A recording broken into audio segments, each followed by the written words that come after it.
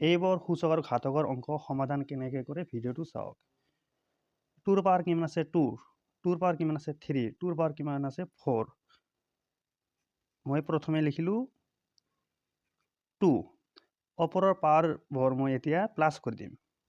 2 ৰ পাৱাৰ কিমান আছে 2, 2 ৰ পাৱাৰ কিমান আছে 3, এতিয়া 2 ৰ পাৱাৰ কিমান আছে 4। 2 লিখিলো, ওপৰৰ পাৱাৰবোৰ এতিয়া প্লাস কৰি দিম। 2 আৰ 3 কিমান হয় 5, 5 আৰ 4 কিমান হয় 9। মানে কি 2 ৰ পাৱাৰ কিমান 9, মানে 2 কিমান বাৰ 9 বাৰ।